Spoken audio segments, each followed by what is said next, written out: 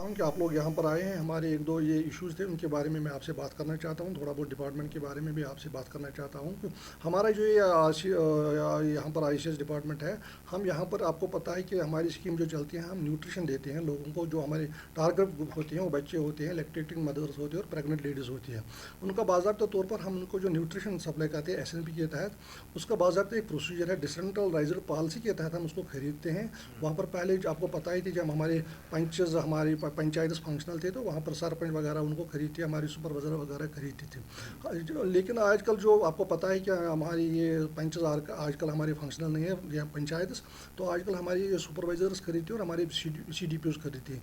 Recently social media में एक ये वीडियो आया था, उसमें ये बताया गया था कि हमारे डिपार्टमेंट के ऊपर कुछ इल्ज़ाम लगाए थे, संगीन इल्ज़ाम लगाए थे कि इसमें शायद कुछ करप्शन हो रहा है। उस सिलसिले में आपको ये बताना चाहता हूँ कि हमारा जो डिपार्टमेंट है, मेरा ये जो ऑफिस है बिल्कुल ओपन है, हर वक्त ये खुला रहता है, हर कोई यहाँ आ सकता है। किसी भी RTI में वो अपनी एप्लीकेशन यहाँ फाइल कर सकता है और अपनी ये जो अगर उसको जो भी जानकारी वो हम उनको दे देंगे। लेकिन मैं ये उस वीडियो के हवाले से ये बताना चाहता हूँ कि हमने जो ये बता रहा था कि आप लोगों ने कि इसमें मिलेट को इंक्लूड किया, हमारे पास तकरीबन 40-45 ये आइटम्स होती हैं। तो ये साल गवर्नमेंट की तरफ से हमें यह बताया गया था कि मिलेट्स इसमें ऐड कीजिए। तो मिलेट्स में जो कमेटी बैठती थी उसमें 12-13 मेंबर्स होते थे, उन्होंने इसको ऐड किया है।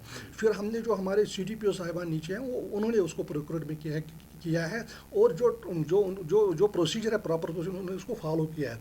जहाँ तक मेरे ऑफिस का सवाल है, मेरे पास इस सिलसिले में कोई पैसा नहीं आ रहा है। पैसे डायरेक्टली CDPO ऑफिस को जाते हैं, वहाँ पर वो जो पॉलिसी है, पॉलिसी के तहत वो खरीद रहे हैं वहाँ पर।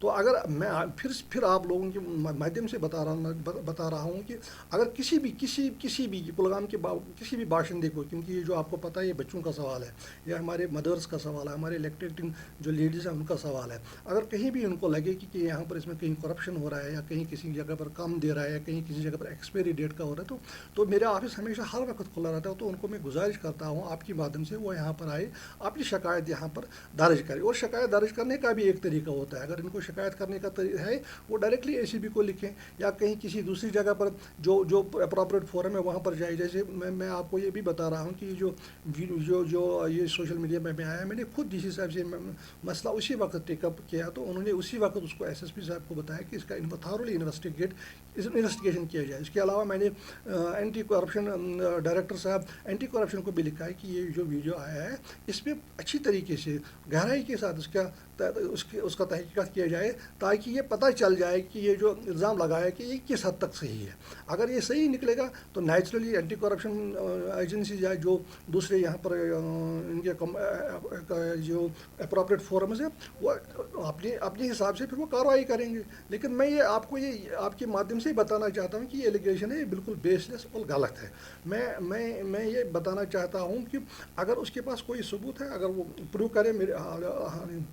करे तो नेचुरली वो तो फिर ये जो मैंने आपको बताया था जो बॉडीज़ है तो वो उस पर